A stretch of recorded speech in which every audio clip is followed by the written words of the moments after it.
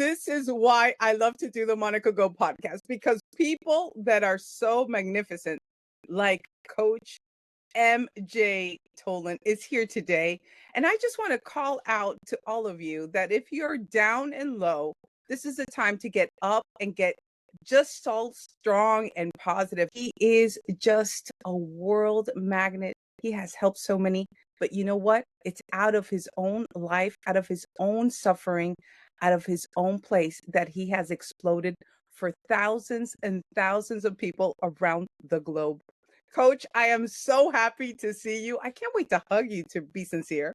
But welcome aboard to the Monica Go podcast. Going back to basics, you could just be you as you always make people just turn around their thoughts, their thinking. Welcome, welcome, welcome. Well, thank you so much, Monica. I can't wait to hug you too, and Manny. I miss you guys. It's crazy that I haven't seen you, but it's gonna happen soon enough. And right now, at least, we're able to have this little session here virtually. So there's my virtual hug, both arms around you, and all around your audience today as we get ready to go into what we call our holiday festive season.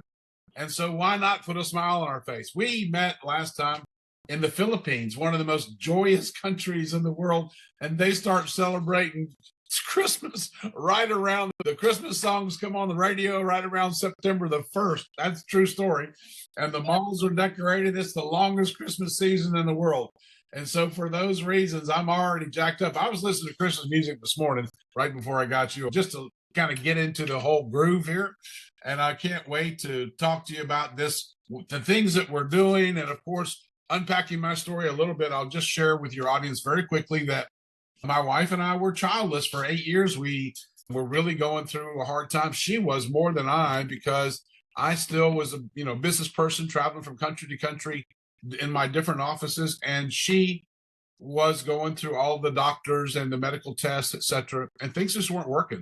And so it really looked like we were going to have to adopt. And she kind of grabbed, at the time, I'm dating myself, she grabbed me by the ponytail. Sorry. And she said, we're going to go down to the orphanage. So we did. And I went down there and we did like a little Christmas party for the orphans there.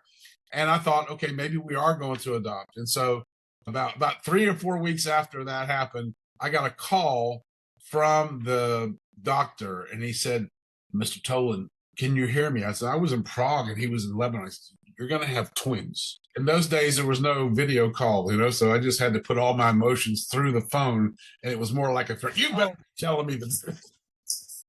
And it was just... You received this message. Yeah, right. But it was like, hallelujah, right? So when we found that, wow, it was just really like a wow. And what the call to action was, since we knew that was going to happen, and hallelujah, give back. That was like, how could you not give thanks to that one, right? We've been to China, America, all kinds of doctors, all kinds of therapies, and here it was. Finally, we hit the Holy Grail. We're going to be blessed with twins. I mean, not just one, it's like double. So double for your trouble. Well, exactly right. So good going. And, what a boost to the male ego. I'm going to have twins, so all that going on, you think, wow, we're really going to hit it. So right before the children were going to be born, I'd organized a give back. It was just simply a little bit of a ceremony. It was going to be taking 37 orphans to the Prague Zoo. That was it. But because we knew that we could not find them parents, we thought, okay, what we'll do, because I've been in sales, you've probably been in sales, we all know turn a negative into a positive. So I said, why don't we make them the parents? And so we adopted a kangaroo from the zoo, sponsored the kangaroo, called him Boomerang. Karmically, what you give comes back. A pouch for room for another child on a kangaroo. So it's already like a built-in metaphor. And I had certificates made up for all these children. And I had a translator at the zoo, and we had a real ceremony in front of this kangaroo. I had them all raise their hands and swore them in to become moms and dads of this kangaroo. I made these orphans become parents. Crystallizing moment, changed our lives, changed their lives. You saw the electrified look on their faces. I didn't see it coming. Nobody saw it coming. It was the most wonderful day. And the bad news was it had to end because I needed to get on a plane and watch my twins be born the next morning. That was the thing. So at this point, we just got fired up and addicted. And we did one event after the other that year. And it was just kind of like goodwill. It was almost like a CSR, you know? So it was goodwill. It made us feel good. It got the team involved. That was great. And I just saw all the benefits of it and no downside. So we kept going on, and we did it in a few more events in the Czech Republic. And then we did a couple in Lebanon. Then we did one in Bahrain. As this thing grew, we said, do you think maybe we should register as a charity? Because we're doing a lot. So we did. We registered in the Czech Republic, we registered in Lebanon. Not that we were going to raise money, because our whole mantra was we're raising fun for kids, not funds.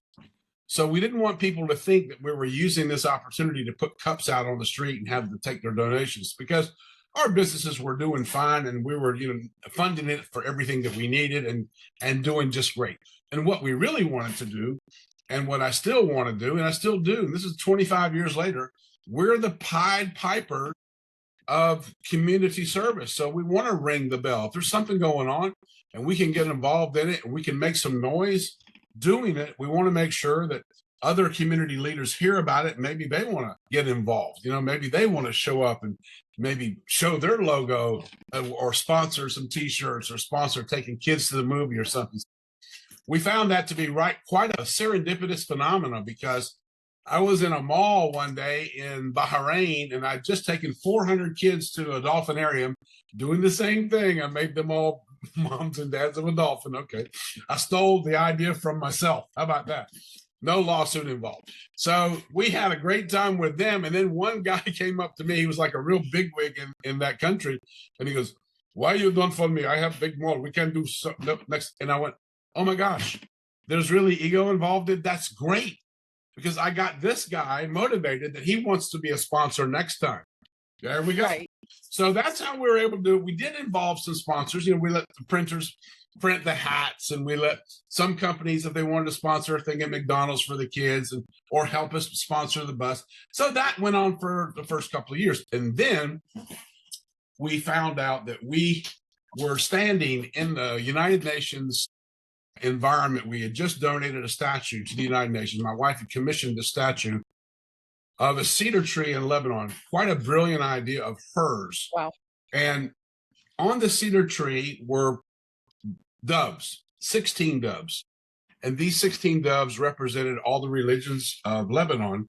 So there was not one dove higher than the other. They were all equal, and they're all sharing the symbol of Lebanon, the cedar tree, which is mentioned in the Bible so many times, the cedars of Lebanon.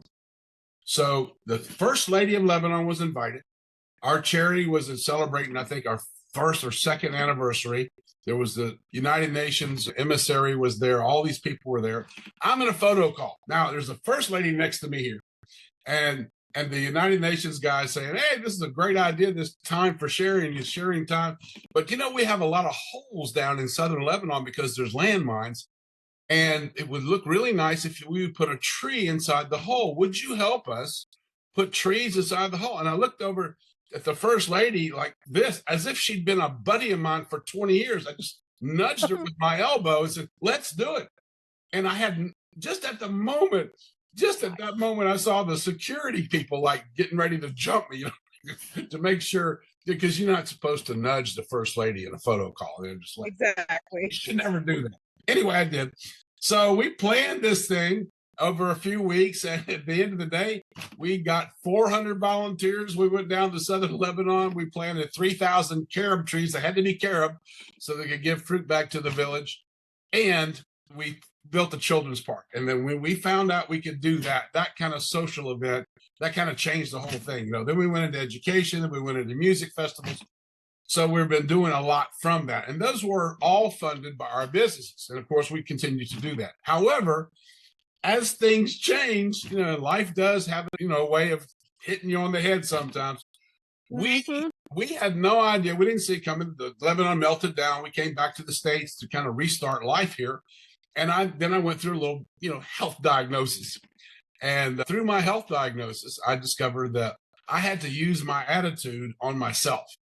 And so when I was going through cancer, I decided that cancer better be afraid of me And I'd already been doing my own I'm Possible seminars and workshops for years, all of these different countries. And one of those days, after about the third or fourth day of after I got the diagnosis, because the guy goes, would you like the good news or the bad news? I said, oh, give me the good news. I'm a tough guy. He goes, you have cancer. What's the good news? Now we know. Oh my gosh. That was a really tough pill to swallow. But after about 4 days of wearing this pity party, why me, I then got the whole thing idea, why not me? And so when I went to believe this or not, when I went for chemo, I didn't go for chemo. I went for battle. I'd already ordered costumes on Amazon. I went in dressed up, full regalia. I looked like Russell Crowe from The Gladiator. I looked just like the Gladiator and nothing like Russell Crowe. But I walked in with a costume on, and everybody's looking at me like I'm crazy. The next time I go in with a different costume, I'm a samurai warrior. The next time I go in, I'm a knight of the Templars. And it was just like, amazing. And all of the people who thought I was crazy on the fourth time couldn't wait to see me. And then I started noticing. Oh, wow. Monica, I started noticing some of the patients sitting up and their families sitting up. And these people who had already given up were somehow getting inspired and getting a little bit of hope and chuckling and giving me that little knowing wink, like, go get them. And I just continued to sail through that. That's what I did. And when I decided to push this out further, in my last day, they told me, listen, it's come back. And after a year, it's come back and you have no choice. You have to have that surgery we talked about. And I said, I'm not doing it. They said, well, you've got two choices. You can, it's kind of like Carol Merrill's got door number 3. You can either get the surgery we're telling you need to have, or you can go down the hall to end of days counseling. I let that one sit for about 4.5 seconds. I said, okay, let's talk about surgery. So while I was in the hospital getting the surgery done, I was writing a book because I knew that was what I needed to do, tell some story. It wasn't about this particular thing. I was writing a book with a bunch of my colleagues. We were putting together something called Unleashing Firepower. It's a real, firebrand leadership book. But I said to myself, this is my shovel to dig myself out of this. And if I can get out of here, good Lord, I promise I'm going to the Philippines. I'm going to work with cancer kids. I'm going to turn my advocacy over to this. That's what I will do. And, as you probably know, when I went out to the Philippines, I went out for Leaders of All Nations International to meet all of you wonderful people. But I'd already had issues. I'd already made contacts with these cancer homes, and we went in there, and I went as Santa Claus in the tropics. By the way, if you're ever thinking about a costume to wear in the tropics, don't pick Santa, because that's a really hot costume. Just tell you, there's no air conditioning. But that's what I did, and we loved it. We did it there. The kids loved it. We gave them also certificates and prizes and things like that. And so now we have 2 cancer centers that we advocate for there. I did another event in Thailand while I was in Asia. Why not just put a little spin on it, because I was going there. Now, here's where we are today. I just got information back. So we have our annual event in the Philippines on the 7th of December is one of the cancer homes for about 45 kids. And then another cancer house for about 50 kids. And that's on the 17th. That's what we're doing there. We have another event going on in India this year on the 19th of November. We have another event here in Orlando. We're joining forces with a great charity and those guys have about 200 kids. Their base camp, they've been doing it for years. So we're going to be joining forces with them. Yours truly will be Santa. And I'll bring in over a couple of animators, volunteers. One of my volunteers will be a kangaroo, which is our mascot. And inside that kangaroo would be the very seed of our whole charity. A 25-year-old daughter of mine will be our kangaroo. And that's just really touching to me, because that's how it all started, right? So that's what we do. That's who we are. That's what we're doing. And anybody's welcome to contact us. We're timeforsharing.org. And we're registered here in the United States now. Now we're Time for Sharing Mission I'm Possible Corp. And yeah, that's what even though I know a bit and I know you, but when you tell these stories, and you just fill the room because you are an inspiration. And I have to be part of the one here in Orlando, at least to start. I need to know where to go. And if you want to come, because we're here in Orlando, he travels the world. As you heard, he helps the kids. What are we doing? Are we doing something for somebody else? I saw him in the Philippines working, and everybody, everybody honors and a global impact. You've helped over 16,000 kids around the world. You're doing so much more. What has you impacted? What is a thought that you have for the people nowadays? What would you teach people now with all of the experience that you have? Somebody that's without hope, that doesn't have at all hope, what would you say? Yeah, the fact that you can take a breath is just notification that you still have a chance. And the fact that you can take two breaths can give you a chance to kick back just for a minute and go, okay, wonder what the third one's going to be like. And then once you can catch your breath, whatever you're going through, and then find a way to feel better. And one of the ways you can feel better, I know this is going to sound crazy and you might not feel like doing it, but if you can find a way to lift somebody else up, find a way to serve somebody else, find a way to make somebody go to the Publix near you and make the cashier laugh, do anything to give, because when you give of yourself, that's the whole magic. I know, we're not all perfect, and I don't want any accolades for this. I'm going to tell you right now, I do it because it makes me feel really great. I love it. There's nothing I enjoy more doing than doing this with the kids. And now we've just written this children's book, which I want to get out there. I want to do a plug for it here. It's called The I'm Possible Adventures of Boomer the Kangaroo. Hello, hello. So, but inside the book, there is a story about how Boomer fights cancer. You won't believe what she did. She goes and buys costumes. Can you believe this? And she wears them into treatment. So she's got a superhero cape, and her cape says I'm possible on it. And that's the children's book. It's now free as a coloring book on our website. And it can now download one of the chapters about her fighting cancer. That's on there too. And we want to get it to as many educators and schools and cancer centers as we can, not only here in our local area in Orlando, but of course, everywhere else in the world where we have ambassadors. Ghana this year is another new area that we're going into. India, I just mentioned before. And of course, the Philippines have been really important to me for years, and we're doing big events out there. We want to continue, and anybody who wants to give, anybody who wants to volunteer, it's all started with time. Give time to kids. That's our whole deal. That's who we are. And we've been really blessed to be working with people like Dr. Timothy Shriver of Special Olympics. He came out to Lebanon, and we had 400 kids out there also with his organization, and we were able to serve them and have a great luncheon with him. Of course, everybody wanted to know, all the stories about his uncle, John F. Kennedy, but he doesn't want to hear that. But it was really fun just meeting, and people like that, Prince Albert from Monaco, all these people that we have accidentally met as a result of this. Now, we didn't set out, there was no business plan.